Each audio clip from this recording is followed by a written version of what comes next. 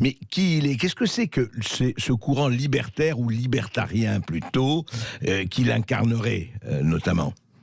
Alors, Elon Musk, c'est l'archétype du ce que les Américains appellent le self-made man. Ouais. Il est arrivé au Canada avec pas un dollar en poche. À l'époque, comme étudiant, il passait des appels téléphoniques à des patrons de banque. Il leur disait bonjour, j'aimerais déjeuner avec vous. Ça ratait évidemment 99 fois sur 100. Ouais. Mais une fois, il arrivait à avoir un déjeuner. Puis comme ça, bon, il est allé faire des études d'administration des affaires à l'université de Pennsylvanie. Il s'est inscrit pour faire un doctorat à Stanford, mais il a abandonné après une semaine, il s'emmerdait. Et puis, au lieu de faire ce doctorat à Stanford, eh bien, il est dans la Silicon Valley, dans les années 90.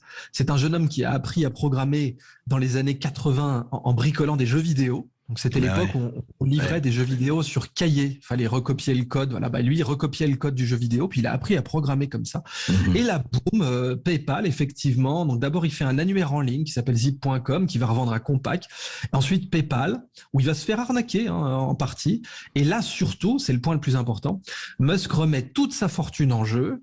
Il risque de finir à la rue. Il hypothèque sa maison pour créer une société qui s'appelle SpaceX et qui va lancer des fusées. Tout le monde rigole, la NASA rigole, Ariane rigole. Et il met son propre argent. Enfin, il avait gagné beaucoup d'argent depuis, et donc il met son propre argent. Oui. Et il met tout. Il garde pas une poire pour la soif. Il met tout. Il hypothèque sa baraque. Il met tout. Et avec le peu d'argent qu'il lui reste, il va investir dans Tesla, l'automobile électrique.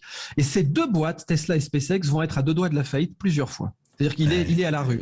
C'est Orange is the New Black. Il aurait pu finir en prison parce qu'il avait même mis sa maison en hypothèque plusieurs fois, ce qui n'est pas autorisé. Et puis bon, ça va fonctionner parce que ce type dort dans l'usine. C'est pas du tout un patron standard. Attention, c'est pas Jeff Bezos. On peut absolument pas les comparer. C'est pas un Jeff Bezos. Ce n'est pas un Mark Zuckerberg.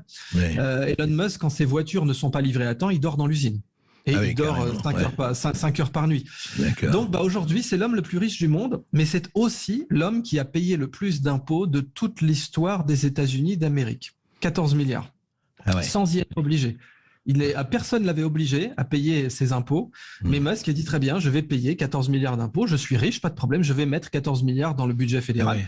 Et bien sûr, il a ajouté, vous voyez bien que ça sert à rien, puisque cet argent que je mets, on ne sait pas où il part, et dans le cas américain, il a tout à fait raison.